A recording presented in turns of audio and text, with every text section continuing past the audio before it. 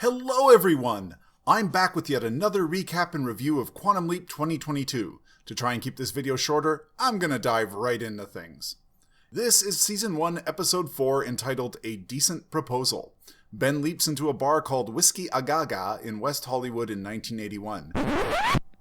Whoops, those are O's, not A's. This is Whiskey A Go-Go, and that's a real place in West Hollywood. Sorry. He's immediately hit on by a bar creep. Looking into a mirror, he sees he's an attractive brunette. Ben has to get physical to get the guy to angrily back off. Addison appears and makes some smarmy comment about how in the 30 seconds he's a woman, Ben's been harassed, assaulted, and insulted, which to her sounds about right.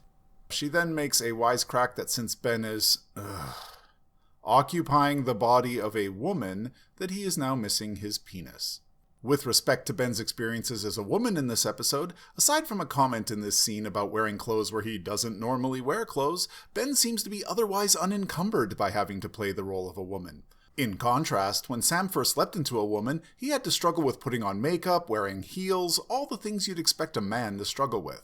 And while I'm tangentially on the subject, I know a lot of people complain that modern TV is too woke, with that term being ill-defined, but in the original series, Scott Bakula spent a lot of time in drag and nobody seemed to mind. Just saying. Anyhow, Ziggy's still running slow and can't help with identifying who Ben has leaped into. Ben goes through his host's purse and finds a variety of defensive weapons, but no ID. Another guy shows up and reveals that he knows Ben's host. Ziggy finally wakes up and tells Addison that Ben is Eva Sandoval, bounty hunter. The guy who just joined her is her partner Jake. They chase down their bounty, who was coincidentally the guy hitting on Ben at the start, then head back to their bail bondsman's office, which is run by Eva's father. Ziggy thinks Ben's there to help a woman named Tammy Jean Jessup, who skipped out on paying parking tickets, but the minor nature of the crime makes Addison question why. When they reach the office, Jake points out that the lights are out and the door is open. Jake gets Ben to wait in the car while he checks it out. Ben ultimately follows and discovers Jake amongst a bunch of lit candles and on one knee with an engagement ring. Ben fumbles the response and says he needs more time, which upsets Jake and her father. Addison informs Ben that they have to get on to helping Tammy Jean. He persuades Jake to help find Tammy Jean with him so they can talk out their quote-unquote issues with getting engaged. Back in 2022, Magic and security woman Jen are looking at a cool information screen on Ziggy with all sorts of interesting data that never gets talked about in the episode. Magic recaps what we already know, and Jen makes a crack about Ben being lucky he's not wearing pantyhose. Ian shows up and makes a comment about how he's missing out on Ben's first gender-creative experience. All snickering about Ben being a woman aside, Magic asks if they've locked Janice out of Ziggy yet, and Ian says it's not possible because computers or something. He also says that Janice is using Ziggy's predictive powers to try and predict the team's actions and how those actions might affect the near future. Ian says he needs access to Magic's super-secret personnel files in order to try and figure out what Janice is up to. Back in 81, Jen and Jake arrive at Tammy Jean's apartment. Ben asks Addison what Eva's original answer to the proposal was, and Addison tells him it was no. Ben believes he's there to put that right, but Addison doesn't understand his obsession with the romance. Ben reveals that he knows he has a girlfriend back in 2022, that the memory that was unlocked when he was punched out in the boxing ring made him realize it. They go to confront Tammy Jean about her missed court appearance. Tammy Jean tries to convince Ben to just let her go, going so far as to try and bribe him with a Walkman. Remember Walkmans? But two guys with guns show up. Jake helps them escape the apartment as the bad guys break in and they make a narrow getaway. Ziggy says Tammy's future hasn't changed, so Ben and Jake demand to know what she's gotten herself into. She reveals she has ties to a drug cartel through her boyfriend who deals cocaine. The DA is using her parking tickets as leverage to make her look like she's been cooperating with the feds in order to flip her boyfriend or make the cartel think he's been flipped. Addison leaves the imaging chamber and tells Jen that Ben's starting to remember her and that she thinks they should tell Ben everything. Jen reveals that Ben's been lying to them and skipping out to hang with Janice and work on his new code. In 1981, Jake is repairing a tire on their car and trying to find out why Ben didn't say yes to his proposal. Tammy Jean interrupts with some relationship advice that also applies to Ben and Addison. When Jake tries to force an answer to the proposal, Addison shows up to reveal that Tammy Jean has escaped and that Ziggy is 100% sure that she needs to appear in court. Ben figures out where she's going and convinces Jake to go with him to save Tammy Jean. Meanwhile, Magic takes Ian out for coffee and gives us some backstory to himself and to the new project. He reveals that while he was in Vietnam, he felt a strange force and blacked out. When he came to, he learned that he had somehow saved his whole platoon, including his commander, Tom Beckett. When he became admiral, he heard rumors that his name was in some top-secret files, so he pulled some strings and learned about Project Quantum Leap and that Sam had leaped into him. He reveals that in the original history, his entire platoon, including Tom and him, were killed in action. Magic decided to start the project up again to try and find Sam in order to repay the debt. In 1981, Jake and Ben break into the club. Once inside, they discover that Tammy Jean is actually the evil leader of the cartel, and her name is Carla. She shoots her boyfriend, guess Ben wasn't there to save him, and Ben and Jake flee the scene. Addison says they need to bring Carla in, or else he won't leap. Jake, upset at the lack of answer from Ben/Eva, leaves. Ben asks Addison if the woman he left behind in 2022 is mad. Addison says she's not mad, but confused and wants to know why Ben leaped in the first place. Eva's dad shows up with some advice for how to catch Tammy/Carla, which is also appropriate to solving the relationship issues with Eva and Jake, and also a not-so-subtle suggestion to Ben that Addison is the woman he left behind.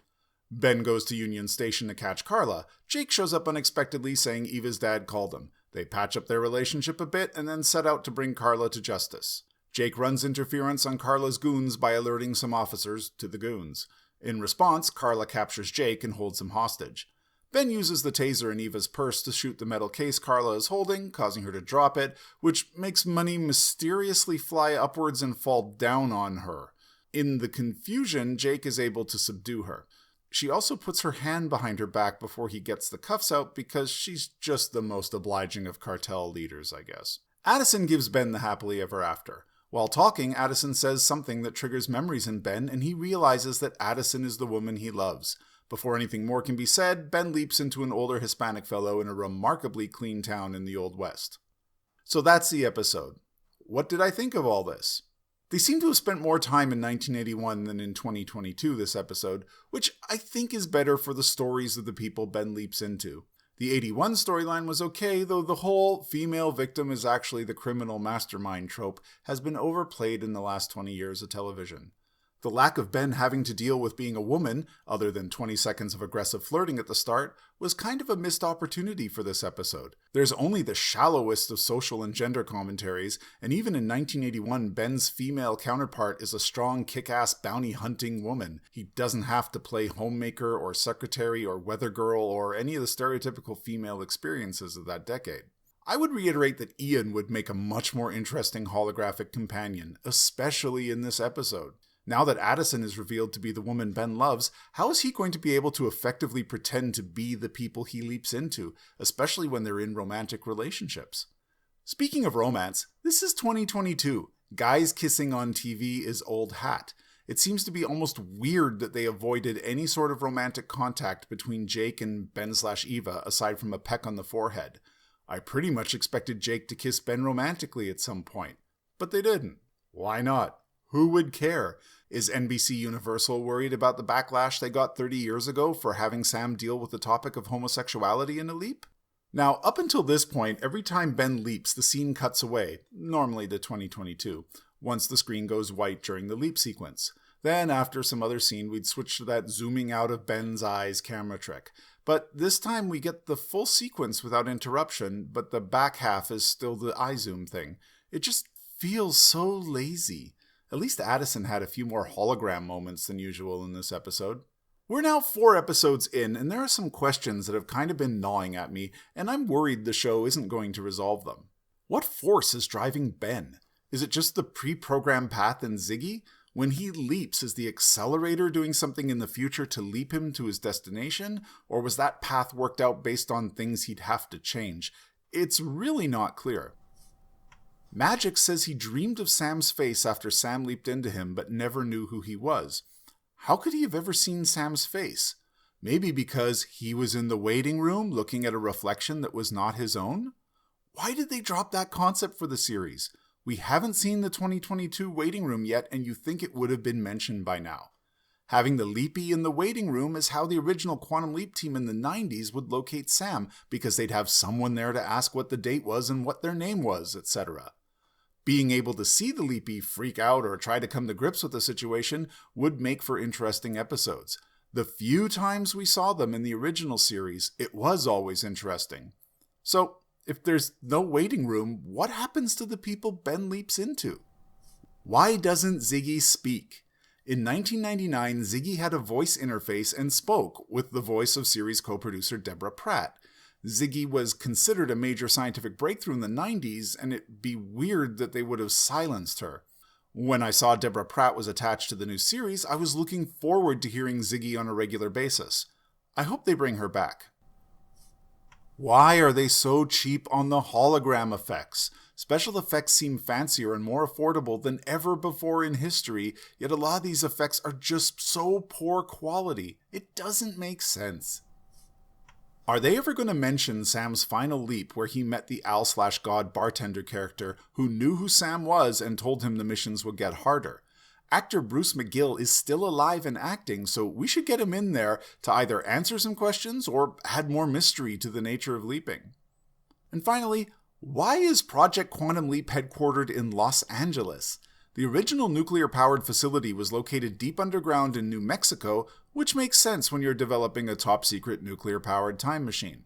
Why wouldn't they reuse the old Secure Project headquarters like they did in Stargate SG-1? At least retcon it by saying the military cemented it over or blew it up or something. Now, we all know the reason why this top-secret project is running out of Los Angeles, but come on, why? I'm really trying to watch this show as a series distinct from 1989's Quantum Leap. The original was an anthology with little in the way of story arc, or consistent story arc, to tie it all together.